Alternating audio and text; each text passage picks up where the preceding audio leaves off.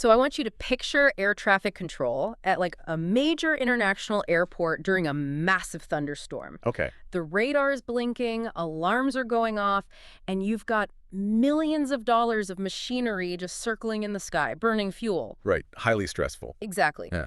Now imagine the governing agency taps the head controller on the shoulder and says, by the way, starting right now, you have to land all these planes 20% faster. Wow. Yeah. That is exactly the situation NFL general managers are walking into this week. It is a complete recipe for disaster. I mean, you are taking one of the most high-stakes, pressure-filled environments in professional sports and actively removing the one thing decision-makers need most, which is time.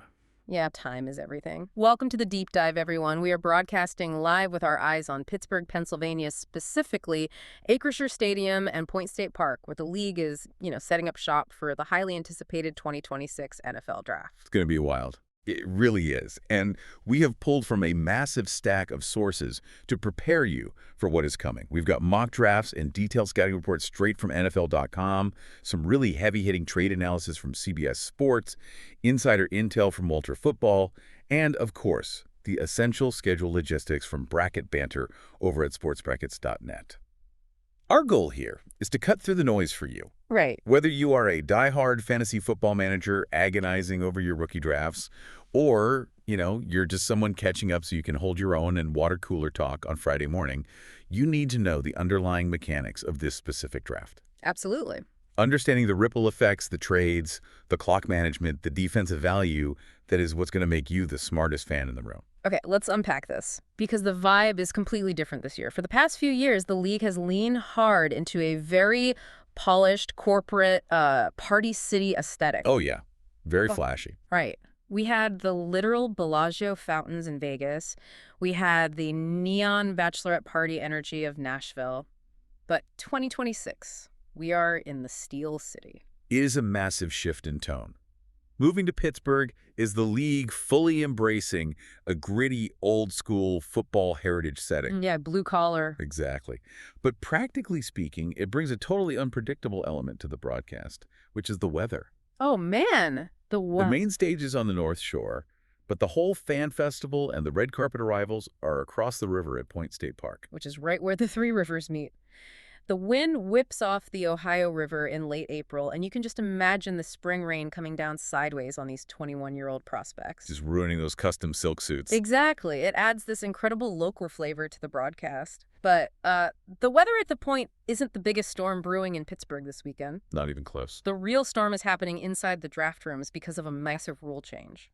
Yet the logistical shift that is every front office sweating right now is the draft clock. The league has officially shortened the time between first-round picks. Which is wild. It used to be 10 minutes per pick. Now it is down to 8 minutes. 2 minutes doesn't sound like a lot to someone sitting on their couch at home, But in a draft room, that is a lifetime. It's an eternity. You just lost 20% of your decision-making window. So, take me into the room. If I am a general manager on the clock with 8 minutes, what is actually happening physically? Because honestly, 8 minutes feels like plenty of time to just make a phone call to another team. Well, what's fascinating here is the cascading effect of that missing 120 seconds. It is never just one phone call. Right. Let's say you want to trade down. In those 8 minutes, you have to field the call from a desperate team. You have to negotiate the compensation. Then you have to verify the medicals on the player you might be dropping down to take. Wait, for the casual fan, what does verifying the medicals actually look like in real time? It means you have your head team physician standing by, and you are asking them, hey, we're dropping to pick 15, and we want to take this linebacker who had a surgically repaired ACL in college. Are we 100% clear on his knee? And you need that answer right then. You need it instantly. And once you get the medical thumbs up, you have to get your billionaire owner's sign-off on the financial commitment. Jeez. Only then can you call the trade into the league office. So you are forcing billionaires and general managers to rush multi-million-dollar roster decisions while doctors are yelling in the background. I mean, it is like speed chess. That's a perfect analogy. When you force people to play speed chess with those kinds of stakes, someone is going to blunder. Which is exactly why this accelerated pace is driving a massive resurgence in analog tracking. Yeah, back to basics. The speed chess environment is terrifying, so fans and analysts are turning away from constantly refreshing laggy websites and going back to pen and paper. Sportsbrackets.net put out a one-page printable tracker specifically for this chaos. Which is brilliant. It really is. Yeah. It covers the first 3 rounds. It's 100 picks in a single landscape page. Yeah, I have it pulled up right here. It has this cool Steel City color palette, and it is a really clean 5-column layout. Pick, team, player, position, school. Very straightforward. But why is a physical piece of paper outperforming digital trackers? Because of the sheer volume of transactions. You have 257 total picks, but you also have trade compensatory picks flying around. Let's clarify that term too really quick. Trade compensatory picks are those extra draft picks awarded by the league to teams that lose high-value minority coaches or executives or specific free agents, right? Correct. And those specific picks are highly tradable assets. Ah, okay. So when a team suddenly throws a compensatory pick into a last-second trade package to sweeten the deal, digital draft boards often lag or crash trying to update the new draft order. Because it's happening so fast. Exactly. A physical piece of paper and a pen allows you to literally cross out a team and write in the new one without waiting for a server to refresh. It is the ultimate irony. The broadcast gets faster and more high-tech, and the best way to track it is like print a piece of paper on your coffee table. Totally. But that speed chess panic we just talked about, it only applies if you actually have a decision to make, which brings us to the one team completely immune to the 8-minute clock, which is the Las Vegas Raiders. Right. The Raiders are completely insulated. They hold the #1 overall pick. They went 3-14 last year, and Geno Smith struggled immensely at quarterback. Yeah, it was rough. They are desperate for a franchise savior. And they have a total lock sitting right in front of them. Indiana quarterback Fernando Mendoza. The scouting reports on NFL.com are just glowing. Oh, they love him. He is the 2025 Heisman Trophy winner, a national champion, and mechanically, he has everything you want. He reads defenses like a veteran, his arm strength allows him to make throws outside the numbers, and his pocket presence is elite. He is arguably the safest pick in the draft. The Mendoza hype is entirely justified. But let me ask you this. Is there any world where a dark horse leaps up to that #1 spot? Like, say, someone trades up, or the Raiders just go totally rogue to grab a different style of player, maybe someone like Jackson Dart from last year's draft who has that dynamic running ability. I mean, anything is possible in the draft, but it's highly unlikely here.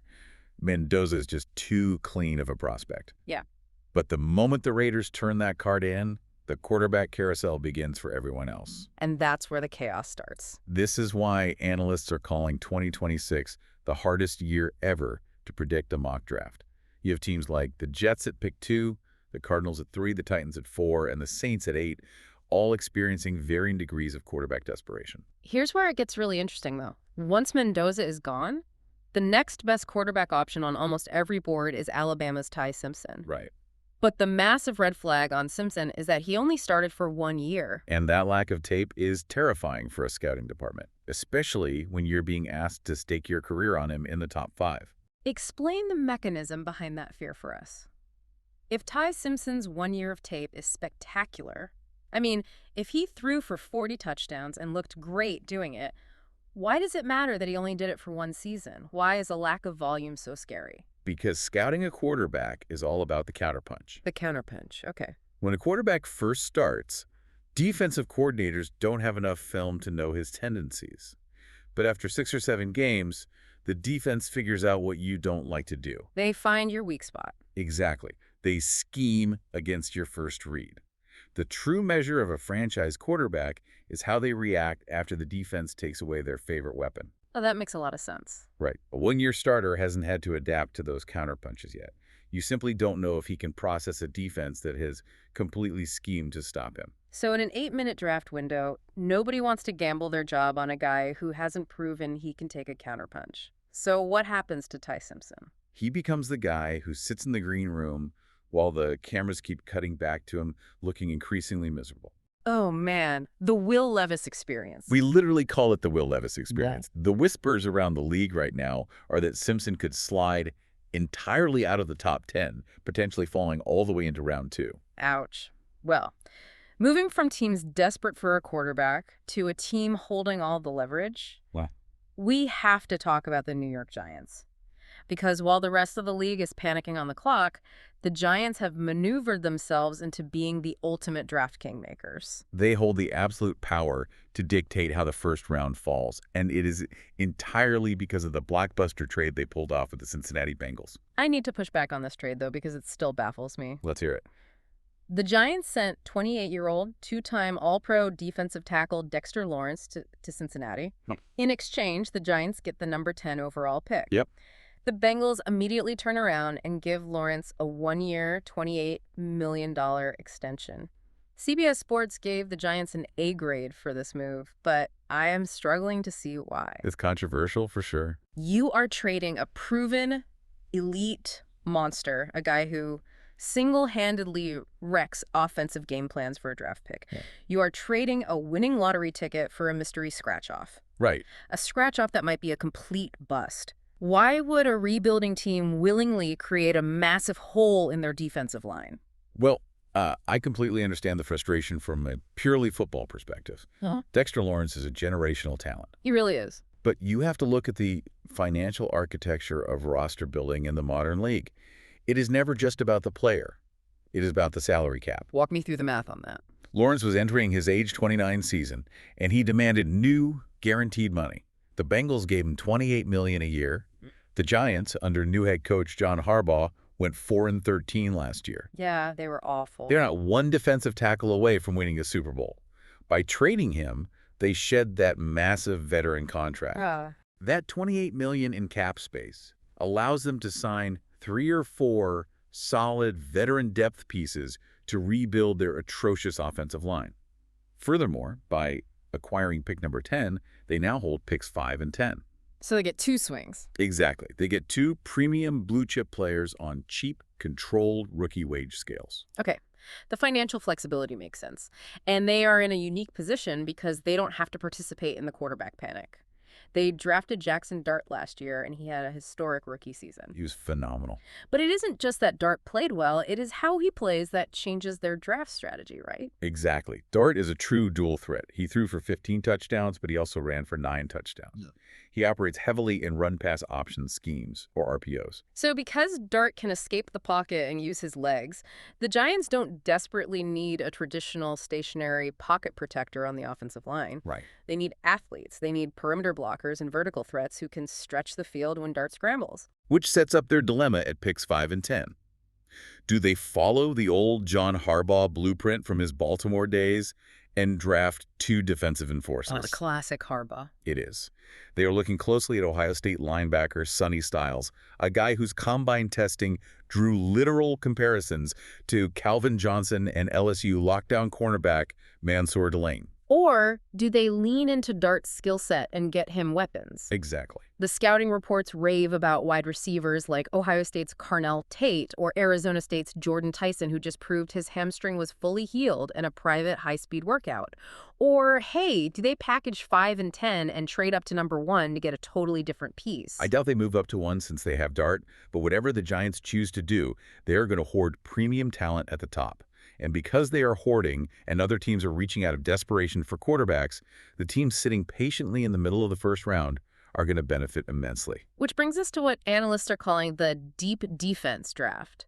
Defensive coordinators around the league are absolutely thrilled right now. It's their dream scenario. The sweet spot of this draft is sitting right there from pick 12 through pick 22. You have the Dallas Cowboys at 12, the LA Rams at 13, the Baltimore Ravens at 14, and the hometown Pittsburgh Steelers sitting at 21. Let's zero in on the Dallas Cowboys at number 12. Their defensive desperation is just palpable. Last year, the Cowboys allowed an abysmal 30.1 points per game. Which is their worst defensive performance since their inaugural season in 1960 when they went 11-1. That is just a staggering stat. It's terrible, but why did the defense collapse so spectacularly? Because they lost Micah Parsons. Right. When you lose an elite edge rusher, the entire mechanics of your defense break down. Without Parsons applying instant pressure to the quarterback, the opposing quarterback has 3 or 4 seconds to throw instead of 2.5 seconds. And no cornerback in the world can cover an elite NFL wide receiver for 4 full seconds. Exactly. The coverage breaks down because the pass rush doesn't arrive. So at pick 12, Dallas is perfectly positioned to grab a physical enforcer to replace that pressure. Who are they looking at? They are looking at Ohio State linebacker Arvell Reese or Texas Tech edge rusher David Bailey.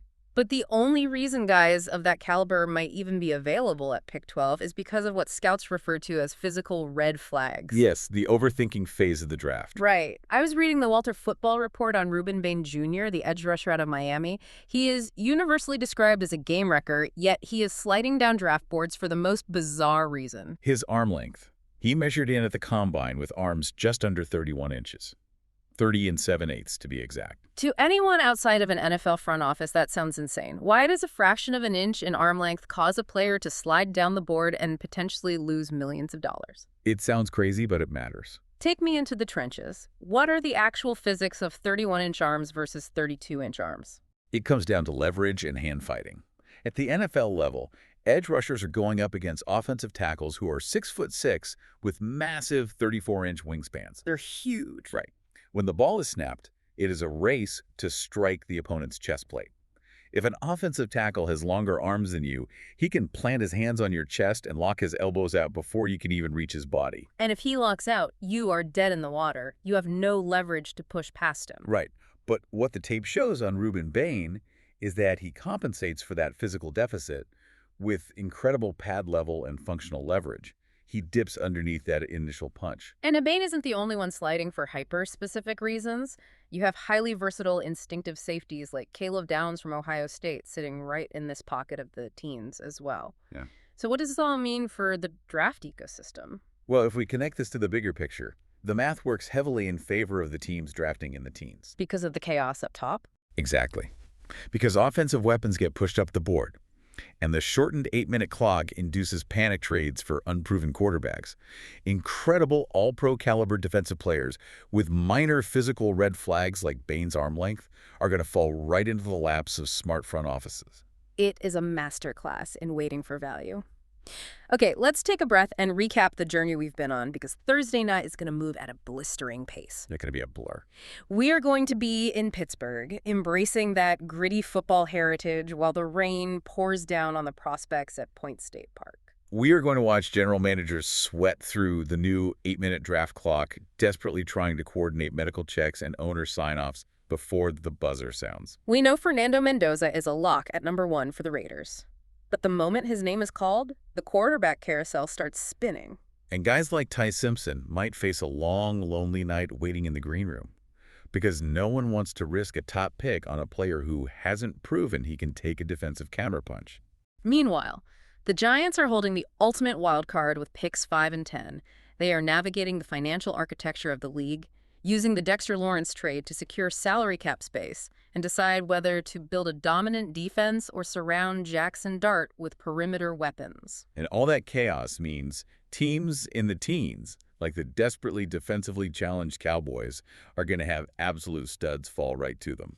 Armed with this deep dive, you know exactly what to watch for. You understand why a lack of tape terrifies a scout, why an inch of arm length changes the physics of the defensive line, and why having that physical sportsbrackets.net printable tracker sitting on your coffee table is honestly the best way to cut through the 8-minute clock chaos. Before we go, though, this raises an important question, something for you to mull over as we approach draft night. Okay, let's hear it. Look again at the Dexter Lawrence trade.